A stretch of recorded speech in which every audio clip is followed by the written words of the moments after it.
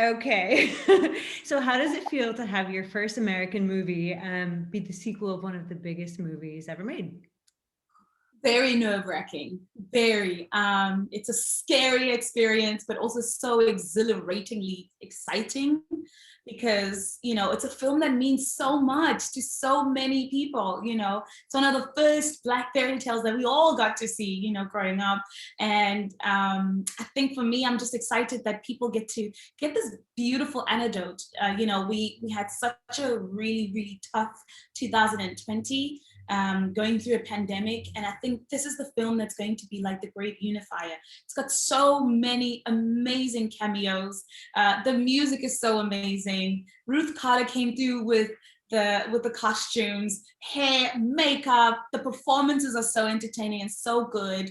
And I think, yeah, I'm in a state of limbo of just it's time for us to just really come together and celebrate.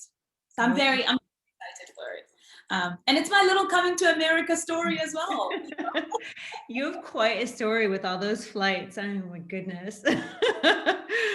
Oh, so working with Eddie, was that a dream come true? I mean, did he make you laugh all the time? Because I watched the film, and when I saw the film, it always looks like he is about to laugh, like the entire movie, like he's in on the best joke.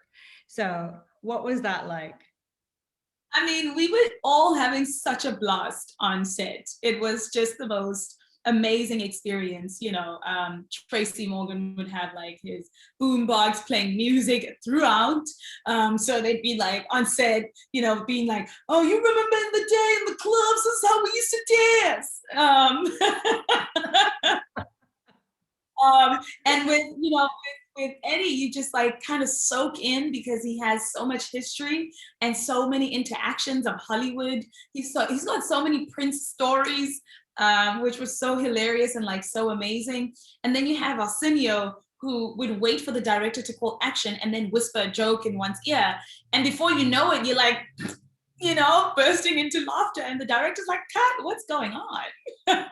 Was there any breakdancing? Because I feel like Wesley told me that there was some dancing involved. A lot of dancing, but no, he's very calm and like centered. So, and he's got like, I keep saying, I'm like, he's got like a veil around him, like, ooh, Hollywood royalty. Well, definitely royalty, right? Some kind of royalty.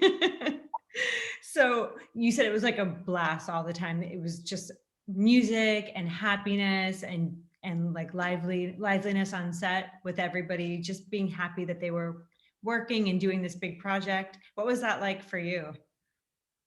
Just happy? Um, just joy.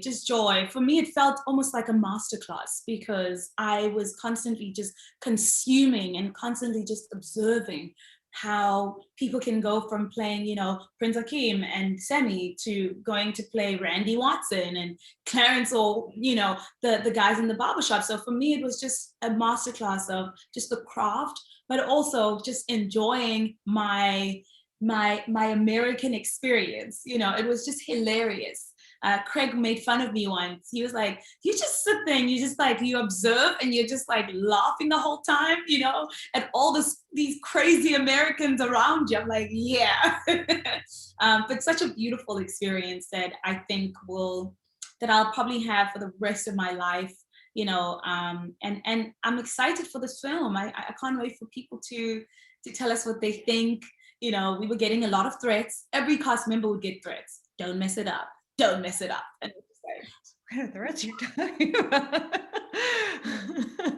Well, you officially did not mess it up. It is a great film. And thanks. you've now moved to LA, correct? I have. I sure have. It's been 2 years now, officially, in Jan, and it was one of the best decisions that I could have ever made. Amazing. And what has been the best part about coming to America for you? Literally. The best part are the chicken sandwiches from Chick-fil-A. I eat a lot. Yes. The biscuits from Manila. Shall I go on? The fancy evenings of Isabel. Hikes Running Canyon, just chill vibes. But I think, for me, I'm such a weird nomad like that, that I constantly want to change. I constantly seek change and pursue it. I love a reset button every 2 years. Like, okay, where are we going? Where are we moving to? What are we gonna do? So it's been such a beautiful cultural experience. It was a culture shock in the beginning because first of all, we drive on the other side. So I was trying not to get knocked by cars, even like crossing the street, because I'd look the other way and the cars would be like, "Oh," I'd be like, "Oh, sorry." It's been an experience now, and this is definitely going to be my home for a while. Good. And even being like everything had been shut down for the last many months, what was that like for you? It was very tough. In the beginning, for me, I was definitely homesick. Everybody in the beginning of the pandemic kind of just flocked to their families or was locked up, but they still had a sense of community. For me, I was still adjusting to my life here. So to be locked out and not be able to see even the people that, are the community that I hold dear and have become family was very tough. And then your family's like all the way across the world, and we don't even know what this pandemic even means or how long it's going to go. And just being on lockdown where planes around the world have been grounded was the most scariest experience. I definitely went into homesick vibes, but it took I think 2 months, 3 months, and then I was fine. And I was like, okay, gotta be a big girl. Everyone's going through it. You're not special. Well, what's next for you after this big film? I have a couple of projects that are lined up that I'm very excited about.